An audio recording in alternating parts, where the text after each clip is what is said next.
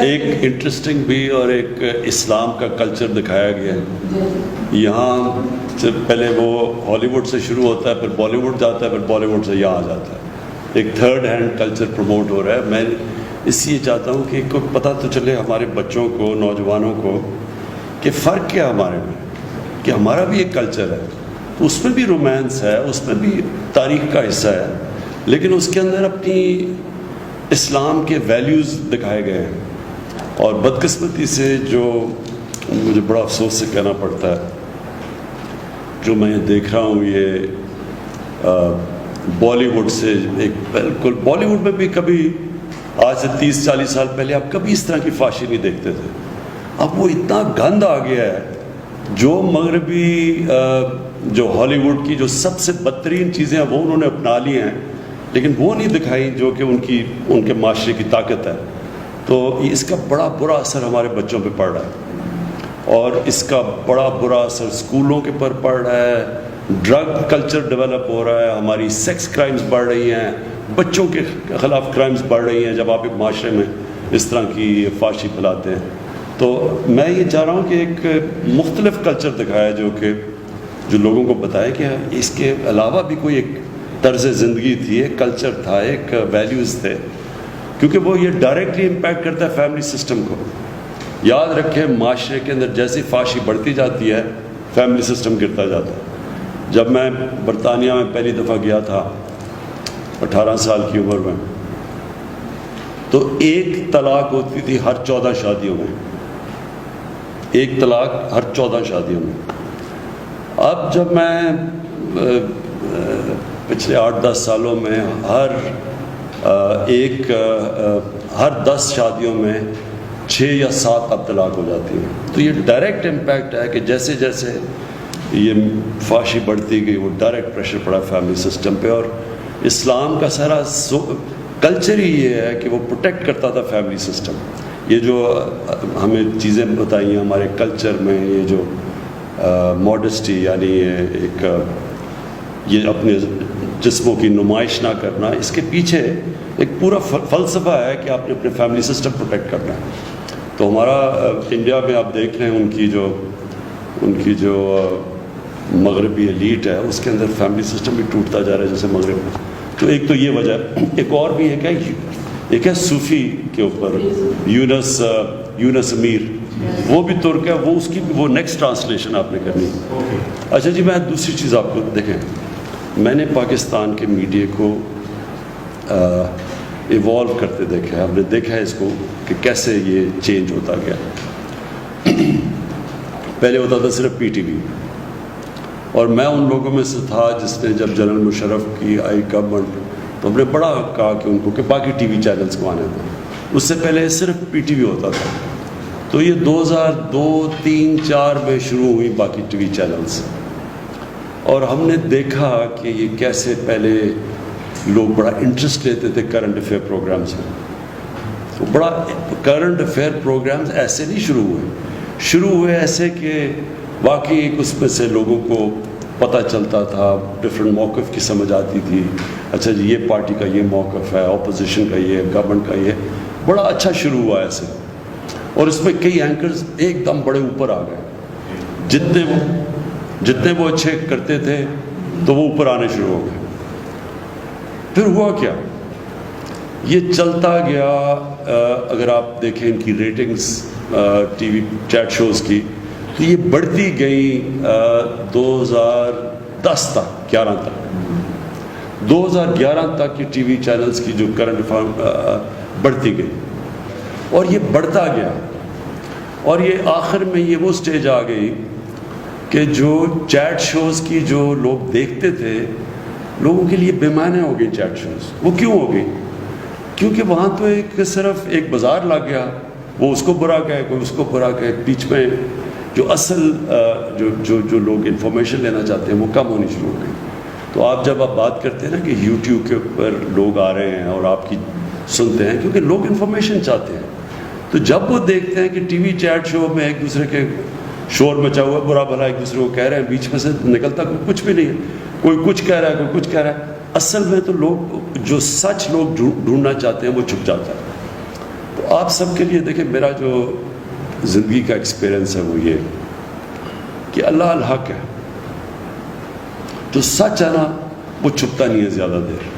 آپ کسی کو پیسے بھی دے دیں, آپ میڈیا کو بھی کھلا دیں, لیکن جو عوام ہے وہ آخر میں وہ سچ ڈھونڈے گی.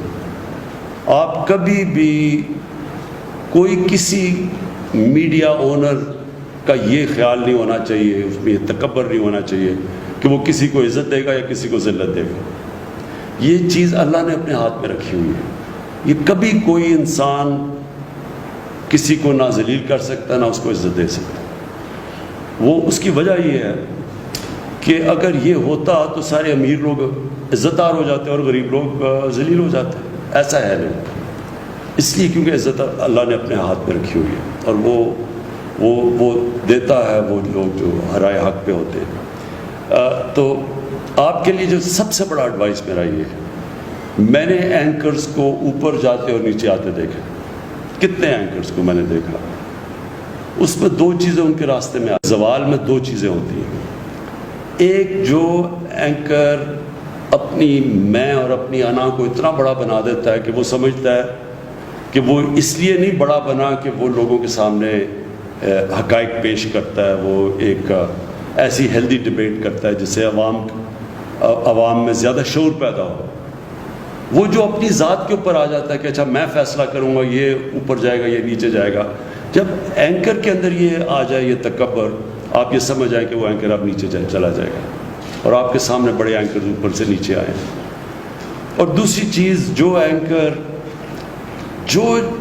جب تک لوگ یہ سمجھتے ہیں کہ یہ اصل میں یہ غلطیاں بھی کرے گا لیکن یہ ہے سچا آدمی, یہ ہے قوم کے لیے بات کرے گا, یہ رائے حق پہ کھڑا ہوگا, تب تک لوگ ہمیشہ اس کو سنیں گے, اس کا گراف اوپر جائے گا. جب ان کو یہ ہو گیا نا, اور کئی ایسے اینکرز آپ نے دیکھا ہوگا, جب ان کی کریڈیبلٹی گئی کہ جی لوگوں نے کہا اچھا جی یہ جو بات کر رہا ہے اس میں تو, جب اس کی 3-4 چیزیں پروو ہو جائیں کہ یہ اس نے سچ نہیں بولا یا اس نے مس لیڈ کیا لوگوں کو, غلط تو اس کے جب کریڈیبلٹی جاتی ہے آپ یہ سمجھ آئیں کہ اینکر کا پھر گراف نیچے جانا شروع ہو جاتا ہے. تو آپ کے لیے تو بڑا امپورٹنٹ ہے یہ جو آپ کے لیے. اچھا لوگ بڑی جلدی فیصلہ کر لیتے ہیں کہ یہ ملک کے لیے کون کھڑا ہوتا ہے, کہ جو بھی ہوگا یہ چاہے گورنمنٹ اگر سچ بولے گی تو گورنمنٹ کے ساتھ ہوگا, اپوزیشن بولے گی اپوزیشن کے ساتھ ہوگا. جب لوگوں کو یہ اعتماد ہو جاتا ہے نا کہ سچ کے ساتھ کھڑا ہوگا, لوگ اس کو واچ کریں گے, وہ اوپینین میکر بن جائے گا, اس کی رائے امپورٹنٹ ہو جائے گی پبلک کے اندر, جس کو اوپینین میکر کہتے ہیں. لیکن جب لوگوں نے یہ دیکھا کہ یہ فرمائشی یا یہ کسی سے کوئی پیسہ ملا یا کچھ اس کی وجہ سے کچھ کر رہا ہے, آٹومیٹکلی وہ نیچے آ جاتا ہے. اس لیے یہ آپ کے لیے بڑا امپورٹنٹ ہے کیونکہ آپ ینگ ہیں اور یہ بڑی اچھی اپرچونٹی ہے. دیکھیں ہر دور میں اللہ اپرچونٹیز دیتا ہے.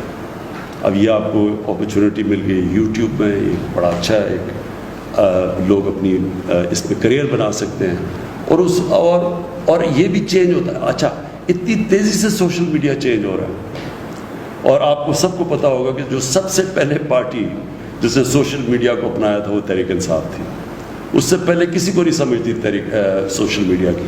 تو ہم سب سے پہلے یہ فیصل سب سے زیادہ ڈاکٹر الوی ہم نے اپنی یہ شروع کی, اپنے ممبرز بنائے, اور تو تب تک کسی کو پرانی پارٹیز کو سمجھ ہی نہیں تھی کہ سوشل میڈیا کتنی بڑی ایک طاقت بن کے اوپر ہے. تو اب تو یہ اور آگے چلا گیا, اور یہ پھر چینج بھی ہوتا رہتا ہے ٹائم کے ساتھ. سوشل میڈیا بھی بدلتا جاتا ہے. یہ جس طرح آپ نے کہا کہ فیس بک سے اب یہ یوٹیوب کی طرف لوگ آ رہے ہیں, اور اس طرح چینج ہوتا جائے گا. اور پھر واٹس ایپ گروپس بن گئے ہیں, اور نئی چیزیں آتی رہیں گی. تو جو ایک انسان یا معاشرہ یا ادارہ, ایک انگریزی کا ورڈ ہے to stay ahead of the curve, to stay ahead of the curve, یعنی جو بھی آگے کا دیکھ رہا ہوتا ہے, وہ جو پہلے دیکھتا ہے کہ اب ادھر جا رہا ہے تو وہ ٹائم کے ساتھ آگے جاتا ہے, ٹائم سے پہلے چیزیں اسپاٹ کر لیتا ہے, وہی دنیا میں آگے جاتے ہیں. جس طرح یہ سارے سلیکن ویلی میں یہ جائنٹس بن گئے, ینگ لڑکے دیکھتے دیکھتے کہاں سے کہاں پہنچ گئے. وہ ہے وہ جو مارک زکربرگ, ینگ لڑکے, تو یہ اپرچونٹیز کبھی دنیا کی تاریخ میں پہلے نہیں تھی. یہ جو اب اپرچونٹیز آ رہی ہیں تو آپ کے لیے بڑا اچھا ٹائم ہے. لیکن میں یہ پھر سے آپ کو ایمفسائز کروں گا, لوگ دیکھ لیتے ہیں کہ عوام دیکھ لیتی ہے کہ کون رائے حق پہ ہے.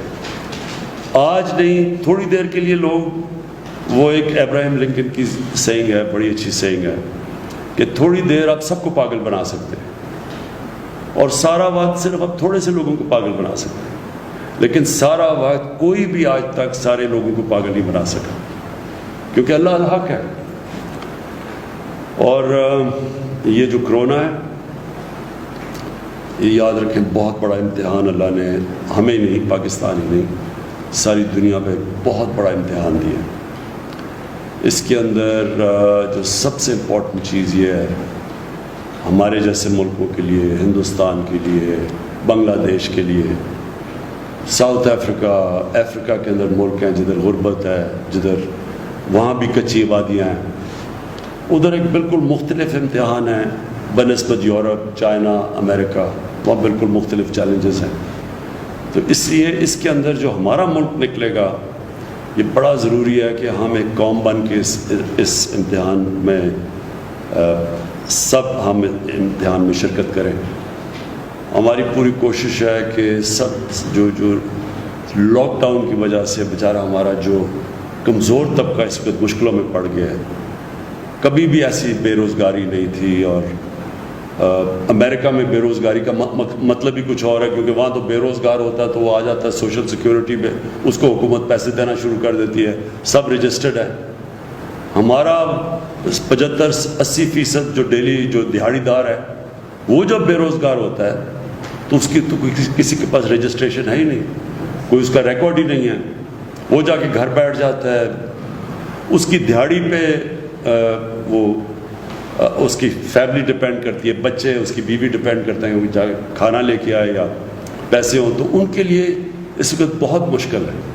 جس کی وجہ سے میں ہمیشہ سمجھتا تھا کہ ہمیں لاک ڈاؤن مختلف طریقے سے کرنا چاہیے تھا, یعنی شادیاں, کالجز, یونیورسٹیز, میچز وغیرہ جدھر لوگ جمع ہوتے ہیں وہ تو بند کر دینے چاہیے تھے, لیکن ہمیں کاروبار نہیں بند کرنا چاہیے تھا. اس میں سوچ سمجھ کے کاروبار کے اندر, مثلا دکانیں بھی ہم 1-2-3 دکانیں چھوڑ کے ان کو کھول دیتے اور پھر باری یعنی روٹیٹ کرتے تھے تاکہ روزگار چلتا رہتا.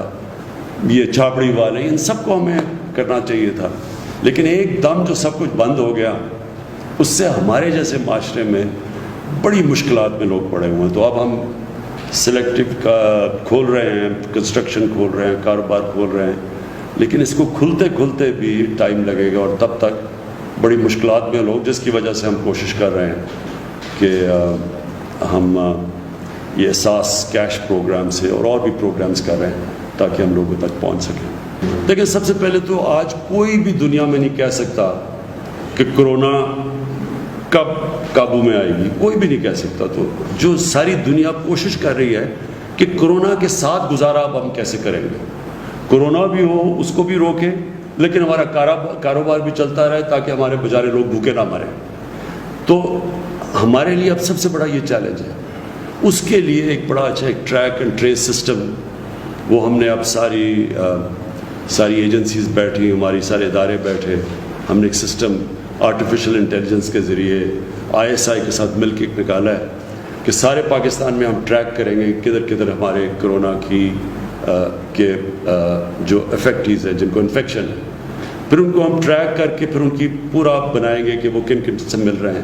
یعنی جو طریقہ اب ہوگا کہ بجائے سارا 22 کروڑ کا ملک بند کر دیں, ہم ادھر کانسنٹریٹ کریں جدھر ہم سمجھتے ہیں کہ اب کلسٹر بن رہا ہے, ان کو تھوڑی دیر کے لیے کوارنٹائن کریں تاکہ وہ پھیل نہ سکیں.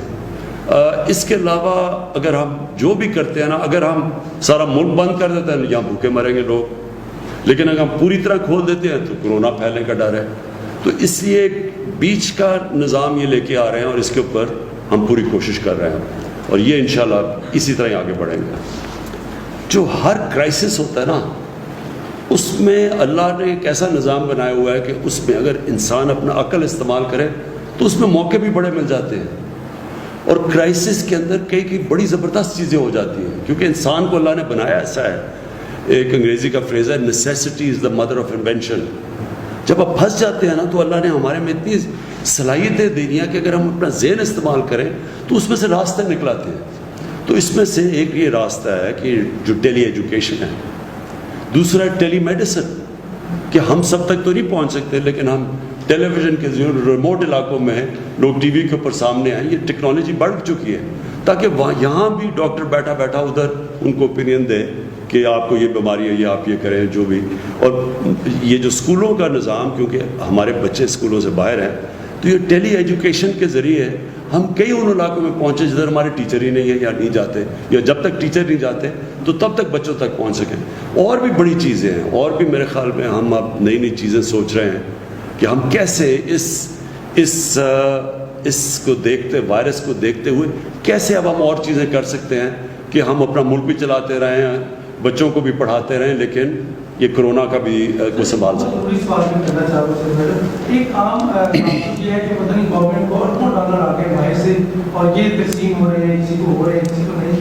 کیا باہر سے اب تک ہمیں جو امداد مل رہی ہے عالمی مالیاتی اداروں کی طرف سے بھی مل رہی ہے؟ کوئی امداد کئی باہر سے نہیں مل رہی, اس ذہن میں ڈالیں. کوئی, صرف ہمیں آئی ایم ایف نے جو ہمارا مشکل ہماری ایکسپورٹس گر گئی ہیں, ساری دنیا کی ایکسپورٹس گر گئی ہیں, ہماری جو ریمیٹنسز آنی تھی, جو ہمارے پاکستانیوں نے پیسے بھیجنے تھے وہ گر گئے. تو انہوں نے جو ہم نے قرضے دینے تھے, پرانے قرضے لیے ہوئے تھے, ان کی جو قسطیں دینی تھی اس قسطوں میں رعایت ملی ہے. سو امداد کوئی نہیں آئی. امداد اس لیے تو ہم اپنے لوگوں سے پیسے اکٹھے کر رہے ہیں اور کوشش کر رہے ہیں کہ ہمارا جو کاروبار شروع ہو تاکہ ہماری کوئی کلیکشن ہو, کیونکہ ہماری ٹیکس کلیکشن بھی گر گئی ہے. اوکے جی, تھینک یو.